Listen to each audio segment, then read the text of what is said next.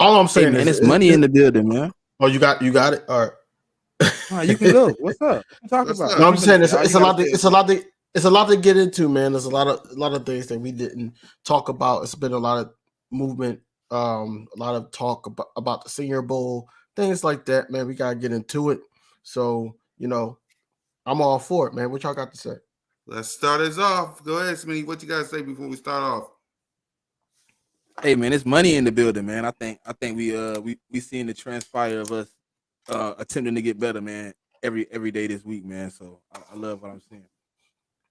Yep, let's go.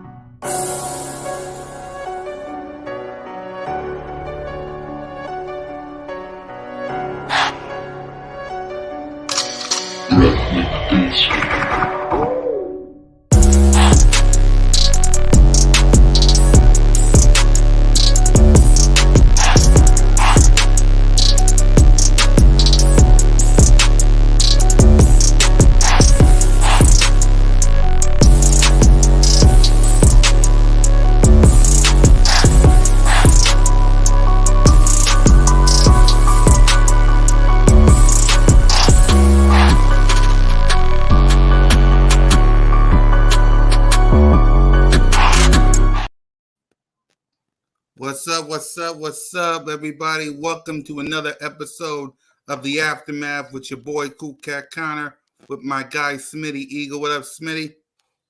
What's good, man? Just chilling, relaxing, watching my team as, they try to progress week in, week out. You know what I'm saying? Preparing for the 24-25 season, man. Yep. We got the king himself, King DV, and the Kelly Green in the building. What up, King? Hey, what's going on, man? I had to move up so y'all can I can make sure y'all hear me.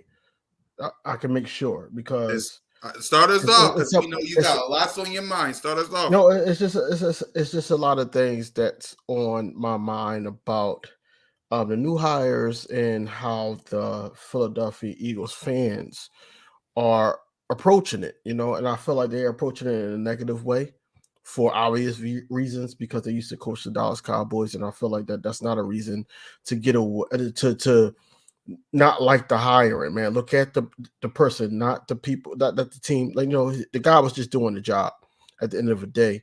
I feel like that, we're going to get into the thick of everything that's going to happen with the Philadelphia Eagles. I feel like it's going to happen, but we just got to look at it like, we got some guys here now that's play callers that can hold their own, some experience, and we're going to move forward from last season. It's going to be the forgotten season, just like the Dream Team season.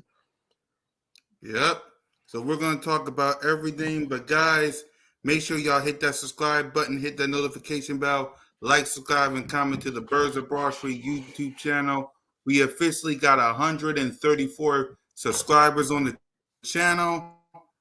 It would be nice if you help the three of us, plus Moan, plus Smitty, plus Trigger, and Notion gain out by subscribing to the Birds of Broad Street YouTube channel.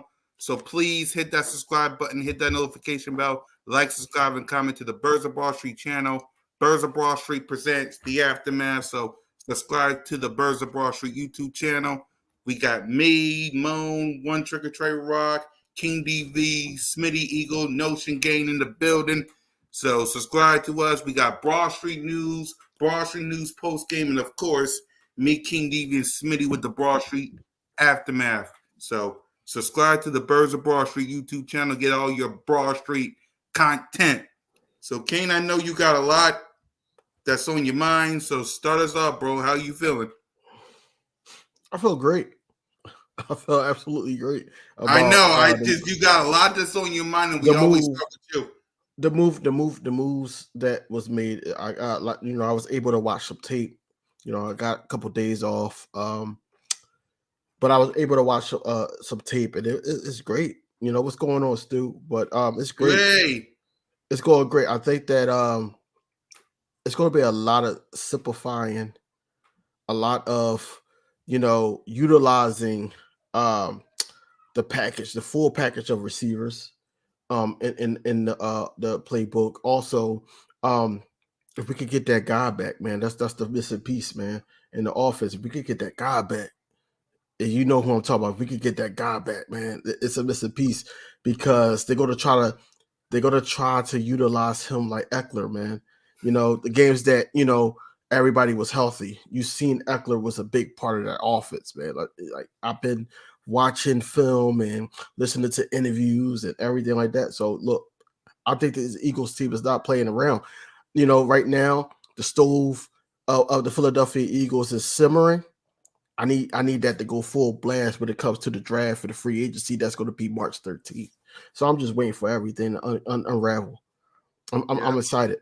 yeah, Smitty, how you feeling about this off season? And we'll get right. How you feeling about it? I low key disagree with DV, man. I think that thing. I don't think it's on simmer. I think that thing on medium, man. I think they cooking. I think they got that thing cooking, man. Look, the thing I've been looking at, right, and I just been like kind of saying is we're gonna kind of find out what Jalen Hurts really made of, man. This is gonna be the season of make him or break him. Cause he gonna be asked to make plays that he probably never been asked to make. He's gonna be asked to make throws he probably never been asked to make. Like you're gonna see some things that this quarterback coach and Nussmeier and We'll get Kellen to Moore him in a minute. well, it's both. They Yeah. both are part of the offense. Yep. With Nussmeier and Kellen Moore, they're gonna ask him to make some throws. They're gonna ask him to make some reads. We're no longer gonna see this one read offense that people say we have. No longer will you see the Mickey Mouse reads and stuff like that. You're gonna see he's gonna be asked to make some plays. He's gonna be asked to make some throws. And he's also gonna be himself. So with that being said, man, I'm kind of excited to see what's going on. But if we can get Agent Zero back in this building, man, I think it's gonna be a lot in store for the 24-25 season. Yeah, I understand what you talk about though, DV, because a lot of the fans like, oh man, I ain't want him. He coached for Dallas. Oh, I ain't want him because he coached for Dallas. It's like Kellen Moore kind of came from Dallas, like he originated there, but I don't care about that. What I care about is can he do the job? Can he get it done? Can he draw plays? Can he call plays? Can he put Jalen Hurts and his offense in a position to be the best they can be every week in, week out? If that is given to me, man, I don't care where you came from, man. You could have came from the bottom of the ocean, bro. If you're gonna do what you need to do to get this job done, I'm all with it, man. I'm grinding with you, I'm riding with you, I'm bought in. You know what I mean? Like I'm a Philadelphia Eagle fan, man. No matter who coaching, no matter who calling the plays, I gotta watch it week in, week out. The most excited thing about these hires, man, let's look at the coordinators at first. Kellen Moore, Vic Fangio. Yep. Just look at that at first, right, man? The practices, and I'm going to the open practice. You already know that, right? It's going to be still sharpish still. That's what's going to happen, right?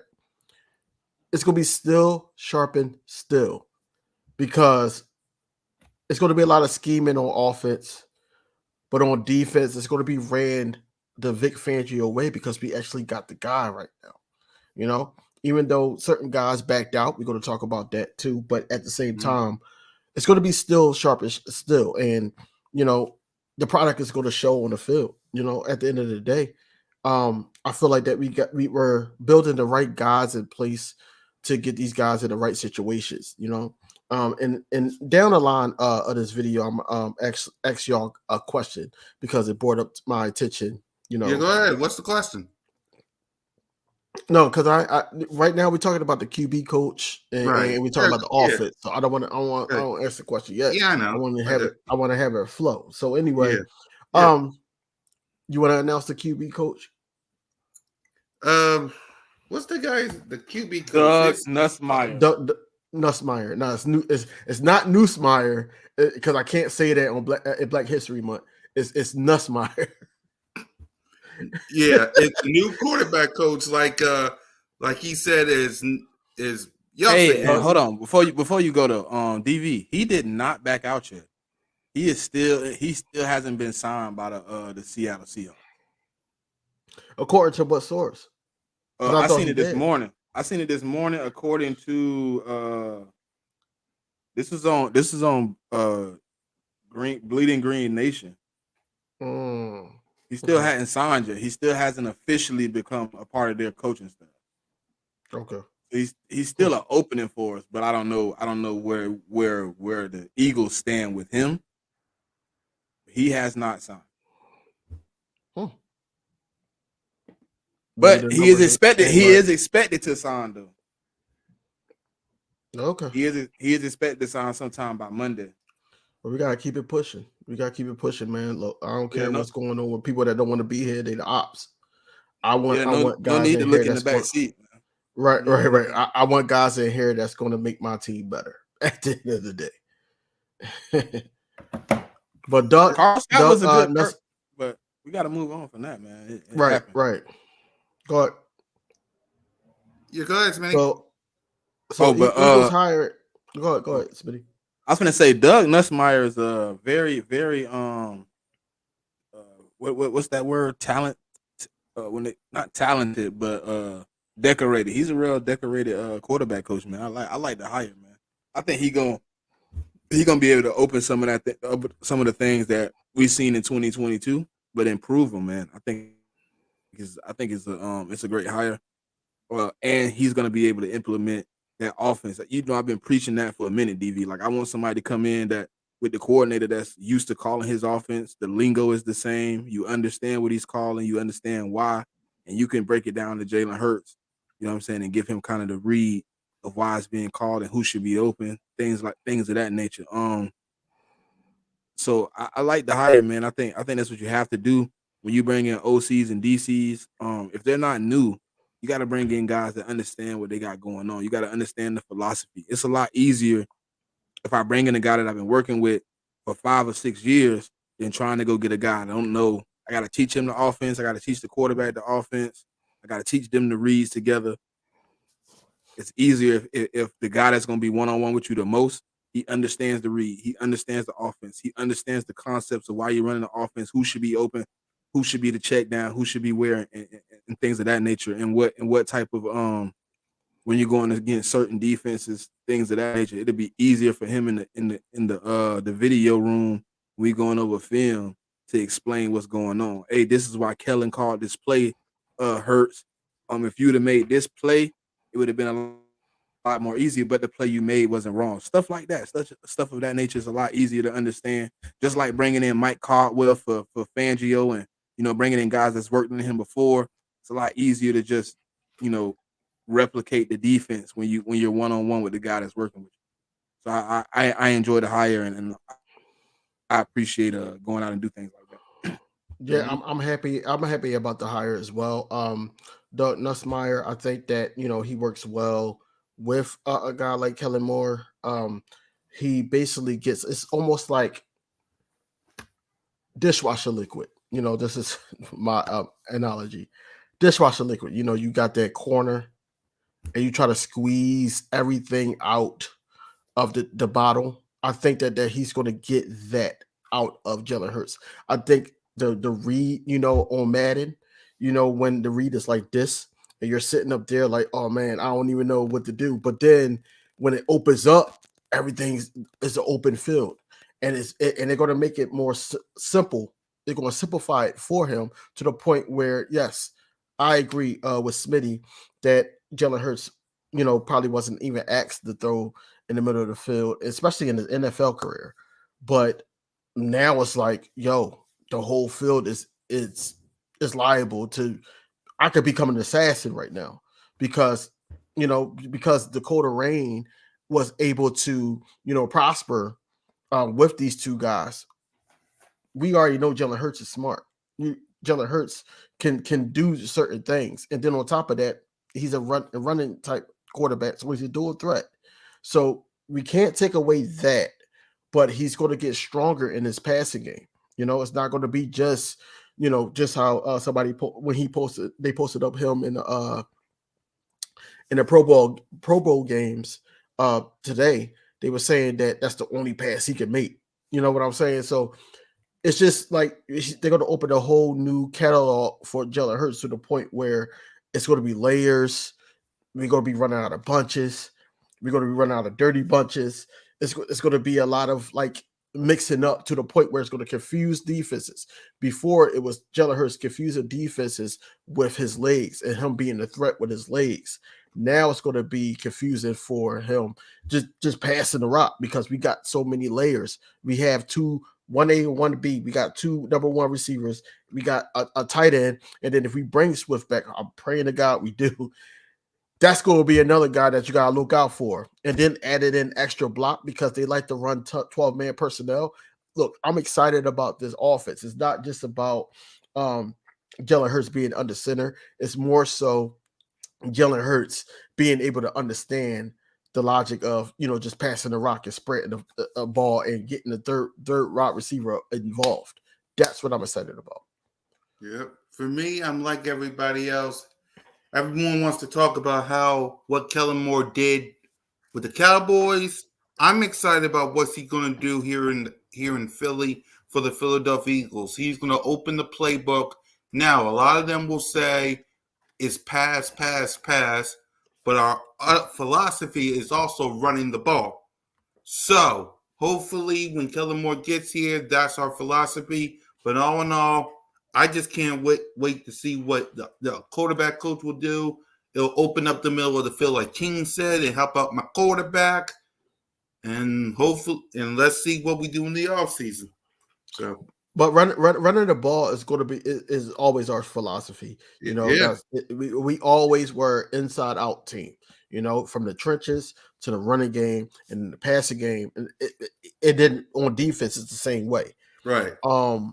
But I will say this: it's going to be a collective with the running game. It's not just going to be on Kellen Moore. It's going to be on Stoutland. It's going to be on the running backs coach. It's going to be that's what it's going to be. And when we need to run the ball, we're going to run the ball. I've seen Kellen Moore call running plays out of a shotgun and basically open it up because, the utilization of a CD Lamb, they basically was able to open up lanes for a Pollard. You know what I'm saying? So I'm not really concerned about that. I think that will work in this offense. And I think that Nick Sirianni, it's all going to be on Nick Sirianni and Kellen Moore's relationship throughout the season. It could be good in the beginning, but when it starts heating up to the point where it's playoff positioning and everything like that, I want to see how they click.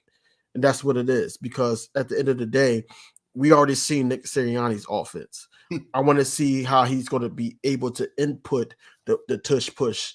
Jalen Hurts utilizing his legs. Hopefully, we don't see a lot of QB draws and having my quarterback actually, or our quarterback actually getting injured or tweaking something or in the verge of just taking too many hits. I want it to be to the point where our O-line can block. And I want it to be to the point where Jalen Hurts is just taking what the defense give him majority of the time and then be able to be smart enough to know when an explosive plays is there. I was watching plays of the Cowboys in 2021, and they know how to those two guys, Nussmeier, Nussmeier, not Nussmeier, and Kellen Moore. They know when to take those type of shots down the field to a CD Lamb or a Michael Gallup. They know how to do those things. Amari Cooper, it's another one. So they already know how to do those things. So we got to really know who we got and not just look at them as, oh, they used to coach the Cowboys. You know what I'm saying? So it's not like that. It's more so, hey, this is a grand opportunity for Kellen Moore to get a head coaching job. Let's be honest. So he's going to do whatever he can to squeeze the lemon out of this offense. And then Doug Nussmeier also, he's going to get another opportunity. So this is another opportunity for him to basically I know why they hired Doug, bro. Go ahead. They did it for the same reason they did Brian Johnson when they hired Shane, like replacement. But they're gonna want to keep Jalen Hurts in the same offense if it works. So now if if your boy get hired, you upgrade Doug to offensive coordinator. You get him for at least 2 years because he got to build a resume. Which is smart. It's smart as hell. Yeah, he got to build a resume. He don't have any play calling. So just like Brian Johnson, like he getting OC opportunities, but I think he gonna end up on somebody offense doing something different. I think you got to get that. You got to get that turf under your feet, man. Doug he started out, he was a quarterback, and then he started out as a tight ends coach. That's where he actually started. Yeah. And then he moved to offensive coordinator / quarterback coach in college with Alabama and Florida and so forth. And then he came into the NFL like that. Under Kellen Moore, he was successful, not as successful as getting to the big game, but he was successful in his offensive schemes. He was our offensive play management by the quarterback. But overall, I just think that this too is a good hire. I'm just waiting to see how everything else lines up. Question for y'all though. Yep. Since we're talking about the offense, it was a guy that used to play football that actually said that he wanted to be, because he lives in the area, a wide receiver coach. How do y'all feel about that? I don't even got to say his name, Ocho Cinco, but look, I just want to know y'all thoughts on that. I mean, I'm not against it. I mean, he got some game he can give. I mean, I would prefer him to be more like of an assistant than putting, the full rod of being a wide receiver coach. But if he was to come in and be able to give anything to the game, man, I'm cool with that. I mean, he obviously got some of the best feet ever in football. You know what I mean? Like, he got some of the best routes. Like, he probably could get some of these guys open, and seeing that we all kind of in consensus to bring in a young receiver as wide receiver 3, it'll give him a chance to actually get something big on his resume with developing a young receiver, giving him an opportunity, to learn this offense together. Even though, the young receiver might not get much touches because of what we do have here in Philadelphia, you give him the opportunity to be wide open. And if you're wide open, I'm hoping Jalen Hurts is able to find you. And that's what we need, man. We need some wide open throws. Let's just be honest. Squeezing the ball is nice. To see my quarterback make some of those throws is nice. But if Chad Ochocinco could somehow come in here and find a way to make these guys get some better separation than what they're getting now, anything he could add to the game, I mean, it's always appreciated, man, because you can always get better. You can always get better, and you don't know who's the guy to help you get better. Yep, for me, hold on before you go, Cool Cat. I'm sorry to cut you off, but breaking news: the Washington Commanders have hired Cliff Kingsbury. I saw it. You know what that means. Hold on, you know what that means, right? I saw it. I just didn't want to say nothing. Go ahead. Do y'all know what that means? No, go ahead. They're getting Caleb Williams. Cliff just left USC, bro, to come to Washington to get Caleb, the quarterback he just worked with last year. That's nasty, bro. Because now what that mean? Is he second string? Who? Is Sam Howell second string? Yeah, Sam Howell probably might be out of there. Okay, listen. Cliff Kingsbury got fired from the Cardinals. He chose the job to go work with Caleb, bro. He specifically said the only job he's taking in college. He ends up with Caleb Williams. Why? He had a job with the Raiders. Listen, right. I'm telling you what happened, DV. He went in there. He wanted to find out, hey, are we trading up for a quarterback? Are we possibly trying to get into the top 3 to get a quarterback? And they said, nah, we're going to wait and see what falls to us. All right, never mind. I don't want a job.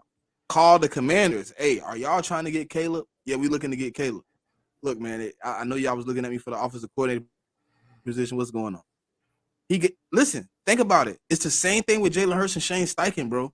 He's gonna have the same coordinator again year 2. They're not gonna change the offense. They're gonna cater the offense to Caleb. That would make sense. If they get, it does if make they sense. It makes sense. But at the same time, like, I'm just thinking about Sam Howell. I think he can get a starting position, but I don't know where though. Because there's a couple teams that need a quarterback. Hey, Jigga, that's exactly what he's gonna do from the paint his nails lane. Yep. Yep. So for me, for the Caleb, and then I'll go ahead to the Ocho Cinco. For Caleb and Kingsbury, it depends on what the Bears do because we don't know what the Bears are going to do at number 1. Bruh, he know they willing to trade up for one. That was the catch. That's what I was trying to tell you. He asked the Raiders, "Are we trading up?"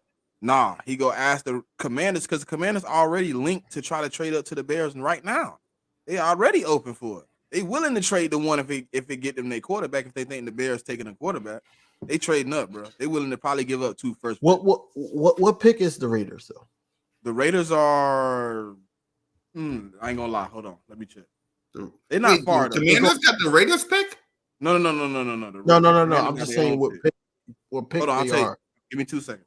All right. While you do that, for me in the Oko Cinco thing, 13. All right, 13. Who the hell is Oko Cinco? Who the hell is Oko Cinco? My bad, man. Ocho. I said Oko Cinco. My bad. Ocho. Chad, man. Chad. Yeah. We're all over the place on this show. Let me get back to Chad. I'm okay with it because it would be better than Errol Moorhead. First things first, it would be better than Errol Moorhead because it will elevate my wide receivers a little bit more. So whatever helps my team, I'm okay with it. Now to Kingsbury. Go ahead, somebody, because I'm all over the place. So my question to you, Cool Cat, is why do you think that would elevate the wide receivers? Because Devontae Smith was on record basically saying that they like this guy more. You're not gonna shoot him in his foot though. While he's still in the building. You're not, but at the end of the day, they didn't even shoot Brian Johnson in the foot. They didn't shoot nobody in the foot. They didn't.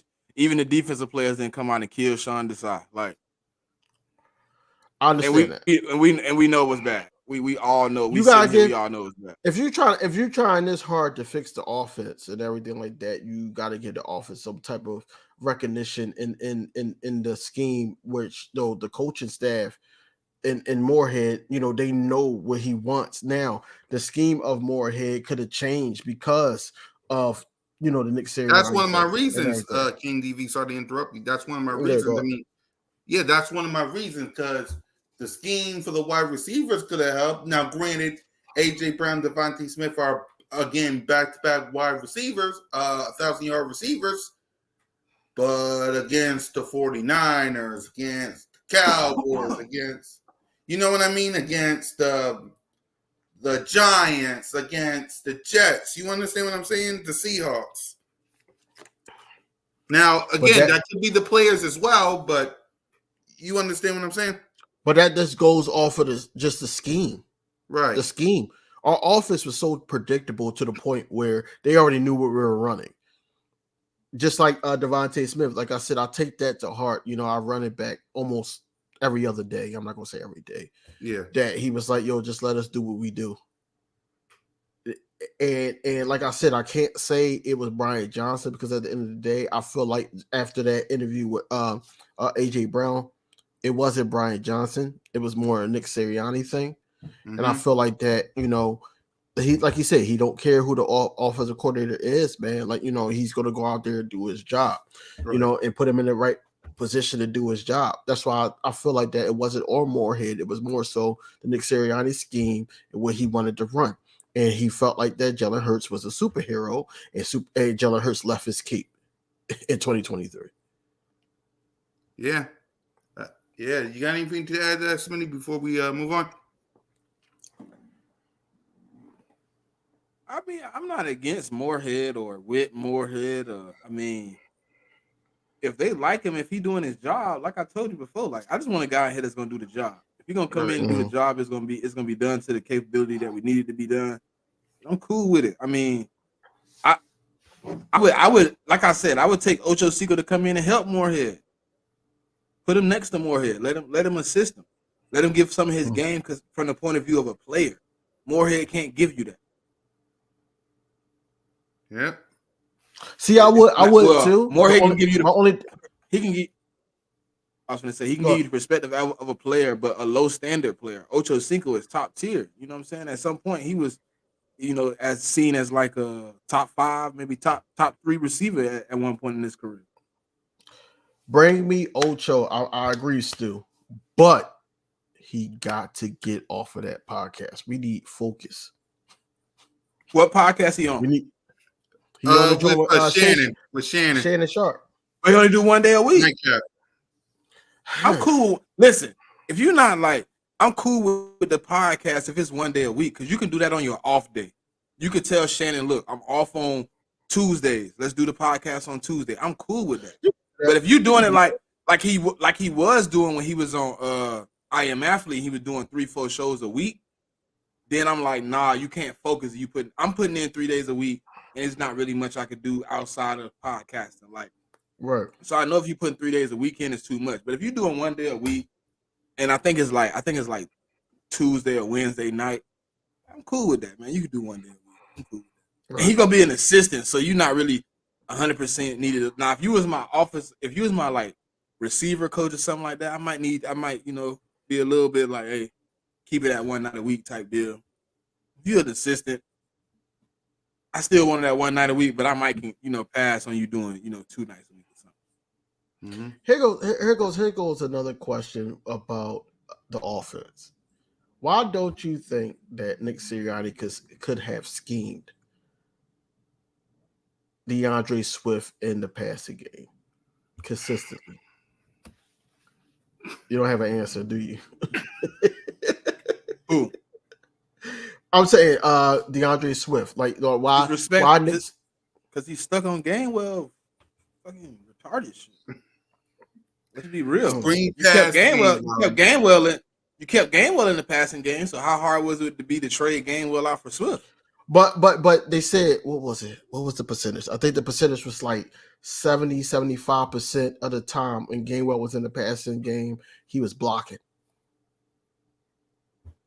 He wasn't like going out for a screen pass or, a part of the passive game. He was blocking. He was the extra block, especially when we had the injuries to the line. So maybe that's the fault in the Sirianni offense, bro. I know one thing when it came to Miles Sanders in 2022. Did we ever do that? What King said, we weren't really good with Miles Sanders either, but no, we wasn't good at pass blocking with Miles Sanders either. But the catch is that the offense that was being ran, the NFL wasn't ready for it. Mm-hmm. The next year, they caught up to what Nick Sirianni and Shane Steichen was putting together, or just Shane Steichen. Right. And then it was like, okay, now we know how to stop Jalen Hurts. And then when the injuries came into play on the line, then it's like, okay, now we know where the weak holes at, to the point that we could get to their quarterback and make him throw the ball a little quicker and everything. And that was just the second half. You saw it. Everybody was doing the same exact thing. I just think that with Kellen Moore coming in here, regardless of the line, we're going to be able to make a play against the blitz. And that's another thing to be excited about. Yep. Because we was, let's be real to all the Eagles fans out there. Philadelphia Eagles was bad against the blitz last year. Mm-hmm. Last year. No, they was bad against the blitz. Yeah, they was bad against the blitz in the Super Bowl year too. When we went to the Super Bowl and lost, they was bad. Horrible. Against the blitz. We've been horrible for 2-3 years against the blitz, man. We ain't had an answer for that yet. And it's really aggravating because it's like really simple, and we still don't got an answer for us. But I know Kellen Moore gonna do better. Yeah. That's right. Because Kellen Moore liked to do bunches, and then he also liked to run 12-man when the odds is not in his favor, he would run a 12 man to the point where now you got that extra block. My question to you guys before we get to the Pro Bowl, because a lot of people has a lot to say about our quarterback Jalen Hurts. Will the addition of Kellen Moore and the quarterback coach help or hurt him? It's on Jalen Hurts. I think we just summed it up. I think Jalen Hurts are being reciprocated of what they're teaching you and being open-minded to the fact that it's a different type of scheme and it's going to utilize him, not just him, but it's guys on the outside. Dallas Goedert, they're going to scheme everybody open. I think that he needs to be all ears, man. We didn't pay him for nothing. He just got to be all ears. Like I said, we can't sit up here and say, oh, Jalen Hurts is better than Dak Prescott. Dak Prescott was able, regardless of what he did after the 5-game stretch with Cooper Rush, regardless of what he did interception-wise, he had a career year for the Dallas Cowboys. Now, when Jalen Hurts come in to a fresh Kellen Moore, you know who your offensive coordinator is. You know who your QB coach is. You got to take that all in and be able to maximize that to the fullest potential. If not, then now we can sit up there and be like, yo, Jalen Hurts, you had a top-notch offensive scheme. Because regardless of what Cowboys fans say or anything like that, we know Kellen Moore can do certain things in the offense. It's just I would like situation. I would like it if Jalen Hurts or Doug would take it upon themselves and go ahead and start getting acquainted now. Don't just wait for the season to start. They're gonna need to. They're gonna need to. But right now we in Pro Bowl session. No, so I'm not saying right now. I'm saying like when the opportunity presents itself right now. Like, you can't do it today. Obviously, he's in Orlando. He's about to take his break. But as soon as the break over, I would prefer if they was like getting together, start. Hey, look, because Doug knows the plays. He knows the throws that's going to be asked to be made. You can have him prepared before we even present you with what's going on in the playbook. Yeah, we can be out here working together, so the plays that's going to be made. We know what throws is going to be asked. What up, Nina? Him and Doug get together now. It really could. You know what I'm saying? Stretch out. How it could soften the blow. If it was a regression, during the season, you kind of like slow it down now. You know what I mean? Like you get to work, Jigga. Like you get to work now. It's illegal for him to teach him the playbook. It's illegal.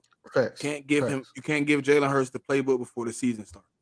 But I can give you throws that I know you're going to be asked to make. I can easily give you that, and that could be a big up, man. I hope they get together and start working soon. Speaking of throws that he's going to be asked to make, Bengals wide receiver Tyler Boyd is actually attached to the Eagles, somewhat to try to come here. How would y'all feel about having him as a wide receiver 3? Who? Tyler Boyd, Cincinnati Bengals. He'll be in the same role he pretty much in now. It won't be much of a change. Yep. Is he? But do you think it's a step up for what we had? Hell yeah. It's better. Yes. Listen, I ain't gonna lie. He better than both. He better than Quez and Olamide. I like Olamide, but he better than Olamide. I'll be right back, guys. Go ahead, continue talking. I'll be right back. But yeah, I would take Tyler Boyd. I just don't know if the money gonna work out. I think he looking for something decent. He gonna want a deal. I think he on the last year of his rookie deal, if I'm not mistaken. I'm pretty sure he gonna be wanting something pretty decent, man, coming in. And I don't want to give up draft capital for a 1-year rental. That'll be my only problem. No, you don't want to do that. You don't want to do that, especially if it's something that we need, but really, you can find a wide receiver 3, a decent wide receiver 3, even in the draft or free agency. I would hope we would go in the draft, dog. I would hope we do it. Because I wouldn't want to, really spend money on offense where defense is where we need the money at. We need the money there. Now, how do you feel on defense? Keeping Kevin Byard. I'm cool with that. I mean, I'm cool with that. I told you, bro, I'm kind of, how I feel about, the safety room. I want to bring in another guy. I don't really want to take the snaps for Sidney Brown. I want to keep Kevin Byard. I want Reed Blankenship to go to linebacker. I mean, if you bring in another safety, you put Reed Blankenship at linebacker. I think we automatically go from like being decent to being great. I think he can do all the things you need to do at linebacker. Plus, he can do all the things you need at safety. So when you want to go to that 3 safety set, you already got Reed Blankenship on the field. Right. Hey, Twiz, I understand that we got two cats with speed and everything that we don't use, but they're not really good with using their hands. Pause. They're not really good at catching the rock. You know, it's easy to catch the rock when somebody kicking the ball to you, but if somebody's throwing a dime or a bullet to you in between two defenders, you got to catch the ball. I don't trust them doing it. Kobe field awareness wasn't good enough for me. He literally caught a pass, a screen pass, with an open lane to the right, and he ran into the crowd. Like if his vision was just a little bit better, he to the crib. But you know, I don't know about Devin Allen though. I think he got the speed, but I think there's something missing because they're not giving him a shot at all. I think Devin Allen time here is going to be done shortly.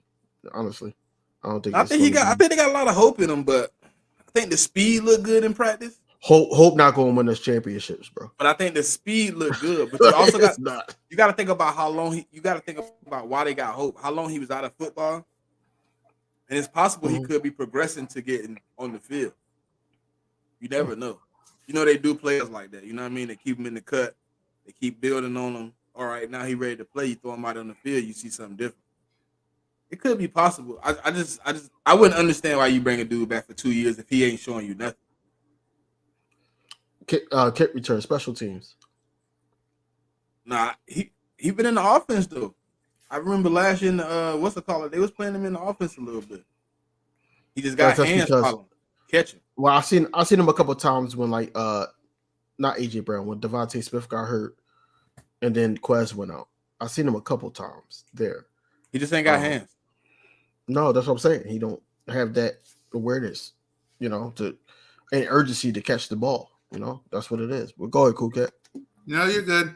For Kevin Byard, because I heard y'all talking about that, we need all the help we can get for the safety position. So whatever helps the Eagles out with the safety position, because we need all the help we can get on the defense side of the ball. So that's me. I mean, we technically don't even know. I gotta stop myself from saying that we need so much help. We don't even know how much help we need. Our coordinators were so bad. We don't even know if we was bad. Our coordinators were just so piss poor. It's possible that guys was on the team that possibly was good, and we look at them like you trash because of the coordinators, the linebacker coaches. Like I said, look, what was it? Week 12. I was like, bro, we need to fire linebacker coaches, DB coaches, DN coaches. Yeah, because everything was good when we was 10-1, but then the 49ers happened, then the Cowboys happened, Seattle happened. But it wasn't good, Cool Cat. It was simple stuff going on then. Right. We was able to capitalize on their mess ups more than they was able to capitalize on ours. Yep. Well, DJ Elliott, the linebacker coach, wasn't good at all. I was rooting for him because he's from Temple, but he wasn't good at all. I only wanted him for one reason, bro. And I was thinking maybe he could help, Nicholas Morrow get better. Because that was his defensive coordinator in college. I was hoping he could help him get better, but he didn't do that. So at that point, I mean, it's whatever. Yep. And I thought he would help. Wasn't he with Hassan Reddick also? For a little while. Yeah, at Temple. Yeah. Mm-hmm. Speaking of Hassan Reddick, I know he's due for a big payday. Should it be wise for Howie Roseman to sign him? What? You'd be crazy not to sign. It's a pigtail pork. Nah, bro, it's chicken. It's chicken, bro. What kind of question is that? Me saying yes, it'd be fine. I know. What kind of question is that? This man had double-digit sacks. I know. The only reason why I asked that, King, because he got a cap hit high, and we got you got to restructure it and extend him. You got to extend him, but restructure it to the point where it benefits. But you already know how he's going to be working on stuff like that. Right. You already know he's going to be working on stuff like that, man. You got to keep the guy. I just hate it so far before the action really get to kicking, man. Yeah. We still got what, another like 2, maybe 3 weeks before the action really kick in. Yeah. I think the season, what they open, you open you can start franchise tagging on the 20-something, and then free agency open the weekend, the 13th. The week after the combine. Yeah. Mm-hmm. Yep. So the Pro Bowl happened. I know y'all probably didn't watch, but y'all reaction to it? Ooh, I watched it. We are not. I repeat, this Philadelphia Eagles team would never, and I mean never, run a Philly special ever. Nah, CeeDee Lamb didn't need to run it. No, CeeDee Lamb can't throw, man. No, I don't care who can't throw. Did you see the catch and tip from our quarterback? Yeah, CeeDee Lamb fault, man. I'm blaming CeeDee Lamb. He played for the Cowboys. I'm blaming CeeDee Lamb. He went for the ball like Jalen Aguilar. I'm not Jalen Aguilar. Jalen Reagor. Nah, you got to throw it perfect, man. He supposed to hit my quarterback. Oh my God, man! First of all, I love Jalen Hurts. Don't get me wrong. I love Jalen Hurts. He's not built for it, bro. Nah, you got to hit him in stride, bro. You got to hit him perfect, bro. He not built for it. High. You have a boy trying to OBJ the thing, man. He tried to bro. You know a Philly special for Jalen Hurts. A Philly special for Jalen Hurts is he throws the ball to the wide receiver, and the wide receiver hands him the ball like he's a running back. That's a Philly special for Jalen Hurts. I think Jalen Hurts can catch it. No, he can't. His form for the catch was perfect, bro. That man went up, hands extended, diamond shape, just too high, man. If it had been right there, man, he caught that, man. A quarterback, an athlete, man, he would have caught that, man. He not because he didn't jump and get it. Bro, he threw it way too high. He did jump. It was way too high. I don't need you to. Hey, look, I don't need him going crazy trying to get it now. I don't need you going crazy trying to get it. Now, if it's too high, hey, look, I don't need you going crazy because you go out there and blow your ACL out. Hey, look, nah. That's what I'm saying, man. It was just, it wasn't even that serious, bro. That's why I'm saying he should have. Game.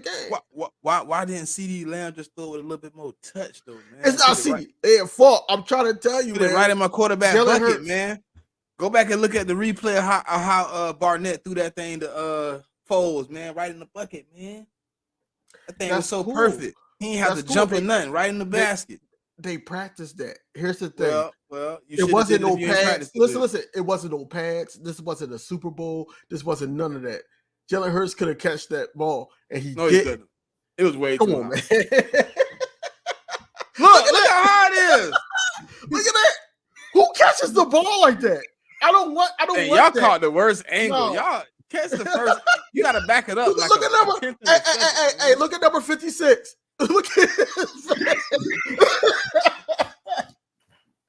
Look at his face. That would have been my face. This? No. Hey, if you'd have caught that, that'd have been crazy though. No, it would have been crazy because it would have been yards after catch. He wouldn't have caught it and ran. He would have failed. It would have been yards at the catch. Even Baker like, yo, what the hell are y'all doing, bro? Like, look at Baker's hands. Nah, they look like, oh shit, he finna catch that. Look at 24. Look at 21. He like, oh shit, he got it. Nah, yo, I want to see the seconds after that. That's the stance where you slam in a medicine ball, like you sitting up there like, doom. That's what he's doing. Like, nah, bro. He almost had it, bro. He was right there. I would never do that, yo. I would sit up there and say, yo, we gonna do the Philly special, like the remix, and we gonna hand the ball to Jalen Hurts and make him like Derrick Henry. I would never. Nah, man, shovel pass or something, man. I don't know, bro. That's a bad. You can do pass, that, bro. That's you can do the shovel. I agree with that too. A shuffle pass for your quarterback, bro. You can't put it up high, dog. You gonna set your quarterback up like that in the real game? Not with that. Jalen. Listen, Jalen Hurts is getting killed if he catches that pass and it's a safety coming downhill. I wouldn't even want him to catch it in the real game like that. You look like you're gonna get swallowed. Nah, I No, don't know. It was a overall, bad overall, pass Nina, and a bad. It's a bad pass and a bad catch attempt. Shit, hey he shouldn't. Nina, overall, since we doing a Pro Bowl reaction, man, I am happy that our guys were able. And right now, Cool Cat, this is where you put up that picture. Thank you. I'm happy our guys was having a good time, man. Even Lane Johnson, Driscoll. I'm happy those guys are actually out there just having a good time, be able to like laugh, be around each other, man. Like I said, I hope that guy number 0, Agent 0, our Agent 0 is able to come back. They got a lot of bonding throughout this terrible year, especially the terrible ending. But overall, I'm just happy that they able to, laugh and everything like that. And I'm just hoping that, everybody come in with the fresh mindset, put last year behind them and get to work next year. But right now, I'm happy to see Jalen Hurts and everybody. They were saying that this was like the first time all year that Jalen Hurts smiled. So I'm just happy to see it. I'm really happy to see it. What's going on, Hamid? What's up? Go ahead, Smitty. I mean, it was a little. I mean, it was interesting. I'm glad the NFC won. I ain't want to hear no more about the AFC because God, Jesus Christ. But yeah, it was a good showing, man. Even though Eagle fans will find any way to troll Cowboy fans, Jalen Hurts stole CeeDee Lamb a touchdown. Oh, he want to be an Eagle so bad. Like, no, nobody said no. They just got chemistry. They have chemistry. They was in college together. Nah, that's what they said though. You got to go on Twitter, man. Everybody was saying that. I'm like, bro, I seen it. First off, we cannot pay CeeDee Lamb, brother. Cannot pay CeeDee Lamb. That man wants big dollar. The troll bull. I ain't gonna say his name, but the troll bull basically was like, yeah, Eagles fans love our players and our coaches. So that's where he at with it. Now that's his level. That his level. The one that's here. The one that's here. Yeah, the one that saluted. Troll bull. Oh, okay. That's the nickname that Kane DV got for y'all know who. Yeah, troll balls. CC, CC. When you making it, you writing an email and you got a CC somebody on it. Yeah, CC. CC. The same CC that was properly trolling about this. No, that's a bad joint though. That is a bad joint. Look. Yeah, the fact my man was like this, pass, man. Yeah, my quarterback. Listen, bro, my quarterback should never have to jump for the ball, man. He's not a receiver, man. Put it where he ain't got to jump, man. Come on, man.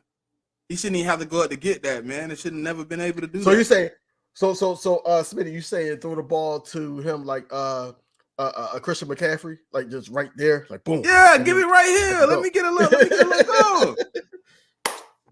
I could dig it, but that was a bad joint. I don't know what the hell was going on there.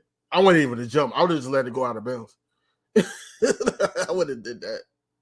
I think he thought it was lower than it was. He tried.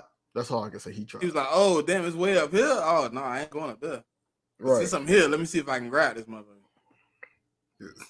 Exactly. All right, the last topic of the day is the Senior Bowl update. I know y'all saw some stuff from Marcus Simone and King Fly and the Wolf and Joan crew. King, I know you saw a lot. So, what's your reaction to the book? Don't forget Joe Castro, man. Don't forget Billy the podcast, my brother. I see us being active. Mm-hmm. I see us like being really serious about the scouting of young talent, like we always are. But I want us to really focus on what we actually need, and the needs are basically majority on defense. I just want us to focus on that. You know what I'm saying? Some of the prospects, I did see it was a running back that was being interviewed by King Fly John. Shout out to my bro. Yep. Who else? Got some linebackers in there. Of course, the cornerback, that said that he idolizes Darius Slade game. It was a guy that said he likes Kevin Byard. I feel like that we got to like really be focused on guys that can learn from guys that we're going to keep. Because at the end of the day, they could tell you how to be an Eagle. Now, Kevin Byard, yes, he was only here for like half a season, but like a Darius Slay or somebody that he wants to, be able to train and mentor, we got to watch out for guys like that. Now, at 22, that's going to be I think that's going to be the most difficult pick. After that, it's going to be easy pickings. Mhm. But the 22nd pick is going to be difficult because you don't know if to go inside with the linebackers or go outside with a corner or a safety. I agree with you about 22, but disagree. I think 50 gonna be our hardest pick because it's gonna be so much first round talent sitting at 50, bro. You're gonna have to pick through a lot: linebackers, cornerbacks, safeties, wide receivers, running backs, linemen. Like at 22, you got to think about it like this, DV. This is how I think about it. At 22, you only got so many guys you're willing to take. There's only so many guys that you have first round grades for that you're willing to take at 22. But at 50, how many guys you think you got a second round a grade on? You know what I mean? There's so many guys that you probably put a second round grade on, and then you sitting there with a situation where I got 2 picks, 4 spots apart. I got 50 and 54. I'm sitting back to back, and it's like, okay, if I don't take the right guy at 50, will he be going at 51 through 53? Do I get a chance to circle back at 54 and get him? Do I take the guy that I want at 50? Or like Edgerrin Cooper from Texas A&M. Mm-hmm. Like they say he's gonna be at 50. If he at 50, but you also got a cornerback you like at 50, a tackle you like at 50, and you got to think about. I'm thinking about Howie. He already has overthought the process before. To be. I really would love it to be. You get to both of these positions at 22 and 50, and there's only one guy on your board remaining at both spots. And you like, yeah, I'm taking the guy. I don't want you to go too far, bro. And you start going to analytics. You starting to ask, around. I don't need that. I need you to be confident and well surrounded on your pick, man. I need you to be stand still on them 10 when you make these picks. I need you to do some things you haven't done before. Take a linebacker or a cornerback at 22. Please. Thank you. Appreciate it. So with the linebacker situation, I did put up a post on Twitter, and I asked, basically at linebacker and safety or secondary defensive back, what would you rather do? And they said 45% of the poll was get a linebacker in free agency, not the draft, but 42 was the draft. I would rather go in the draft for the linebacker. Mm-hmm. When I'm looking at the linebacker free agency market, it's not a lot of linebackers out there that I'm like, oh, I want him. Like it's like 2 linebackers, and then the rest of them is what we had this year, Nicholas Morrows and stuff like that. You know what I mean? But you got Levante David, you got Devin White, and then outside of that, you really don't have linebackers out there. And then the draft isn't really deep either. The draft is really like 3 guys or bust. You know what I'm saying? I don't want to be the fan to tell y'all that Jeremiah Trotter is not an Eagle. But looking at the tape, I see a lot of what I didn't like this year from the players I already got. He missed a lot of tackles. He's not great in coverage. He's really just decent at run defense. He's more of a name than a talent. He did put out some good tape his last year, but this year here, when you kind of put him without a dominant defensive line, without dominant safeties, and you made him actually do his job, you found out he wasn't as great as his job as you thought he was. Edgerrin Cooper, though, last year, defense was poor. He performed well. They brought in a better defense this year, surrounded with better talent out of the pool of transfers. He got better. It wasn't like he was like, oh, they came, all right, I'm still the same. No, he got better. So I like Edgerrin Cooper out of Texas A&M. He's a little bit bigger, and he's a little bit refined more in the as a linebacker than most. if I was taking a guy at 22 or 50, it'd probably be either cornerback or linebacker, and if it's linebacker, it'd have to be Cooper for me. What do y'all think about our defensive backs? You know, our young defensive backs, the Ricks, the Kelly Ringos, and then also, you know, people that everybody hates, the Trashberry. You know, I know Avonte Maddox might be off the books, but what do y'all think about them? You know, do you think that? Oh yeah, I forgot Isaiah Rogers. He's another one. You know, that you got to put in there. So, what do y'all think that we should do in the draft at DB? Do you think we should do DB, or do you think that we should go more of a safety role? With me, right, with Ricks and Ringo, it's a lot of don't know. Which is the same thing you get if you bring in a cornerback. But like, to me, it feels like bringing in like mentally. I'm gonna just say like this: mentally, bringing in a first round talent feel better than a UDFA and a 7th round pick. You know what I'm saying? Like, just mentally, when you hear you got a first round corner versus a 7th round in the UDFA, you automatically like, well, I would rather that first rounder to be on the field.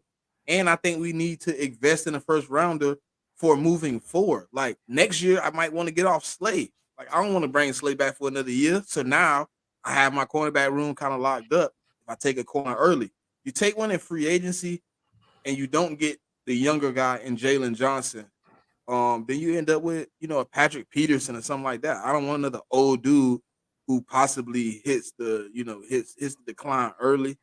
And then we stuck it up. Well, 4th round, my bad. 4th rounder or first rounder. I still want the first rounder, especially if I can get one of these studs in a Nate Wiggins, a Teron Arnold from Alabama. If I can get a Kool-Aid McKinfrey, like if I can get one of those dudes, like,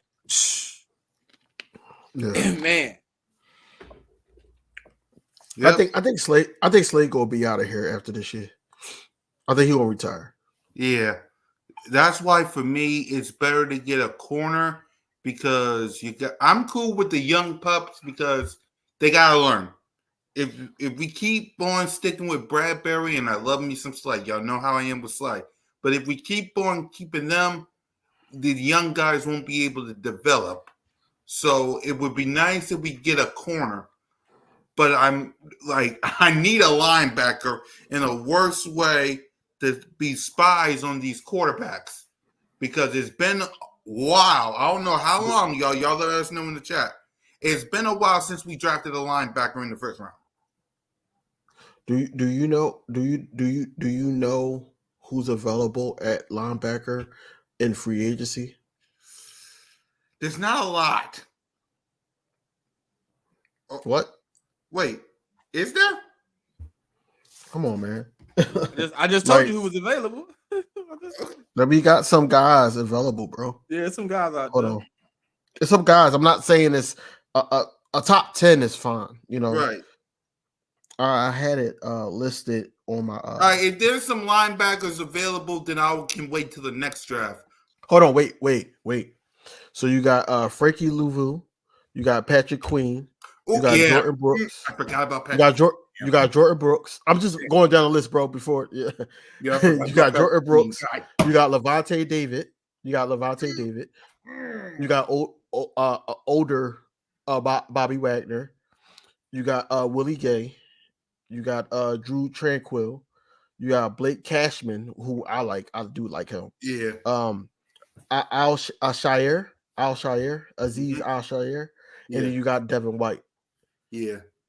That's 10. Patrick Queen, man. I do like Patrick Queen.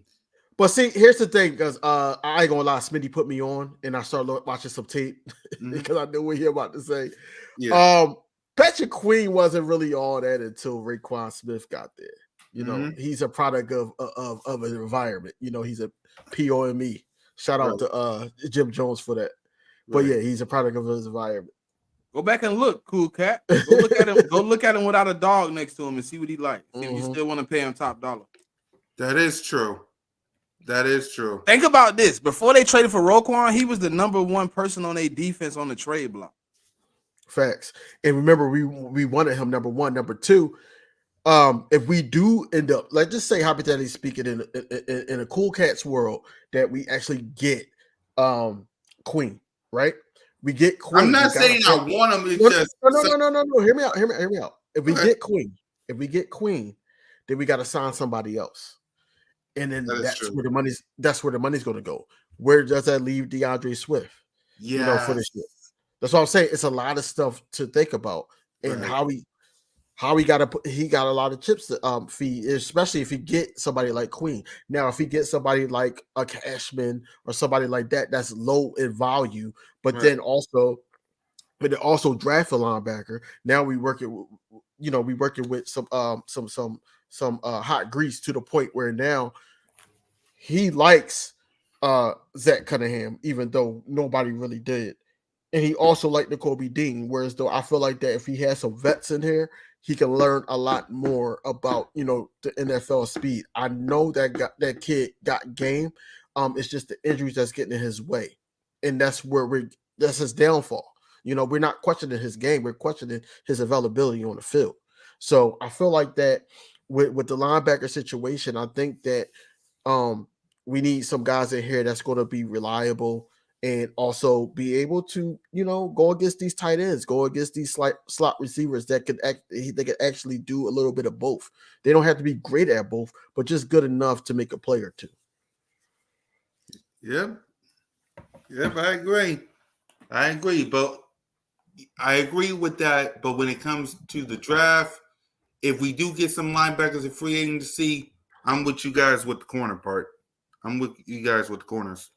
And Smitty, I did see what you seen in Jeremiah Trotter Jr. too. I remember on Wednesday that I was talking about him because it's a high commodity.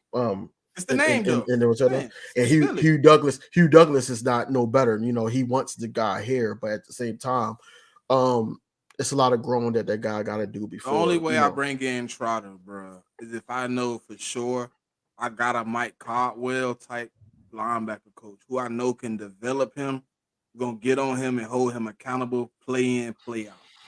Facts. If I'm gonna get another DJ Elliott in here who gonna pretty much sit over there and look like a lump on a log when things going wrong and you're not chewing out nobody.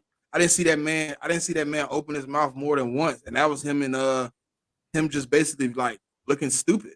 Like it's just right. I'm gonna need somebody to hold the whole guys accountable, man. And if you're gonna bring in Trotter, you're gonna need somebody to hold him accountable. He undisciplined. He overrun plays a lot. Like I seen plays where he could have been right there, and he 5 yards away. And I'm like, bro, that was your spot. That was your hole. Like, why are you outside of the DN when you got the B gap? Like, there's no reason for you to be that far out. It was just, it's small things with him, and I don't think we need another linebacker of that magnitude where you have to kind of. We already got a guy here, Nakobe Dean, who we really don't know what's gonna happen with. Trying to get him in, and then you bringing in Jeremiah Trotter in the first or second round, which is intending him to play. I don't know if you want to put that on his shoulder yet, but I know it's Philadelphia. I know the name ring bells, so I wouldn't be surprised if Howie Roseman was to go make that move. I wouldn't be either. Yep, me neither. Yep. So before we wrap up the show, we do got two more topics, and that's if y'all want to talk about this. Any predictions or thoughts on the Super Bowl?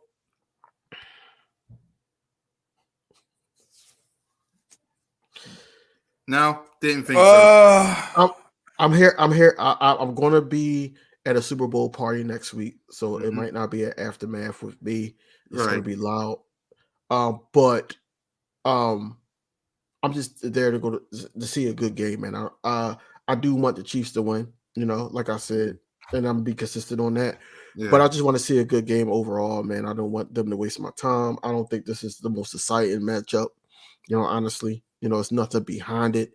I think that, in this day and age, it's made for a lot of controversial drama filled type game whereas though now it seems like it's a NFL.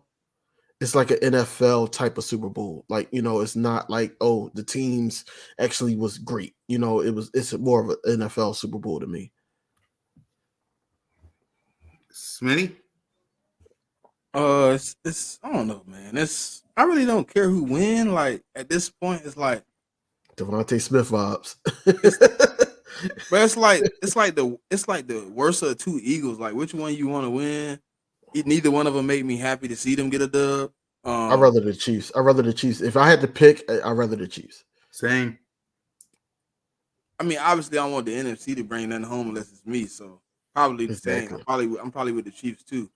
But Yeah. but you know, I run the Saturday show, so I gotta be a little bit more objective.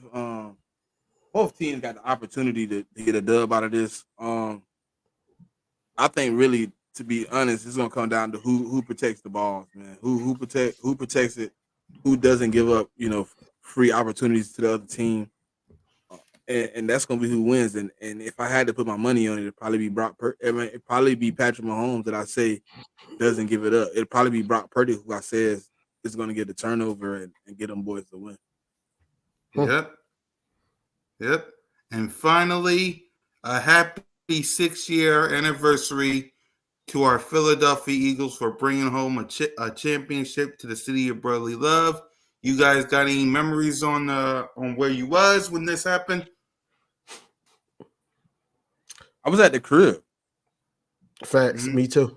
I was at the crib, and the same RIP to him, man. We just passed, the anniversary of when it happened. Kobe Bryant, man, the same thing he had when he was holding his daughter, and he was like, "Yo, they effing did it. They really did do it." Like that was my face. Like I couldn't believe it because I'm like, "Yo, they're going against Tom Brady." The broadcasters was all for the New England Patriots. And I'm like, yo, they hit the Philly special. They had everybody in there.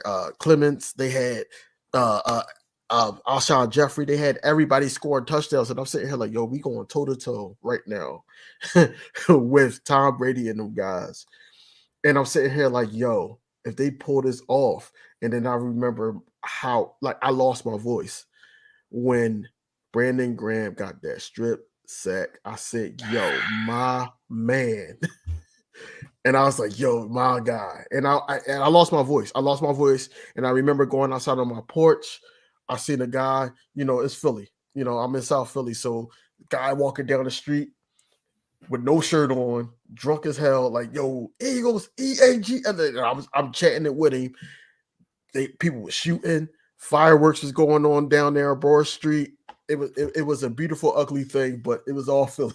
It was a party here in my house when we celebrated.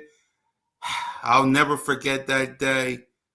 But it's time to get a new one because we're talking about 6 years ago. Yeah, Cowboys Nation, man, you're a little too late, man.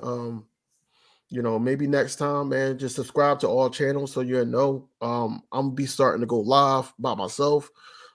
Just tune in, man. We got Broad Street Aftermath, also Birds of Broad Street on Mondays. We got the Inside the Nest, and then you also can check out Smitty's show on Saturday. The check down. So we got a lot of stuff going on in between us three. So just Bird Talk with our me. channels if you want to talk. Yep, Bird Talk with me. The Jalen Freaking Hurts podcast, Broad Street News on the Birds of Broad Street YouTube channel. Just subscribe to us. We ain't going nowhere. I mean, we got all the way till September for content. But just like me, these guys got things to do in the morning, so we got to wrap up. So for Smitty, King, and your boy, enjoy Super Bowl week. Fly, Eagles, fly, go Birds, and we'll see y'all next Sunday. Fly,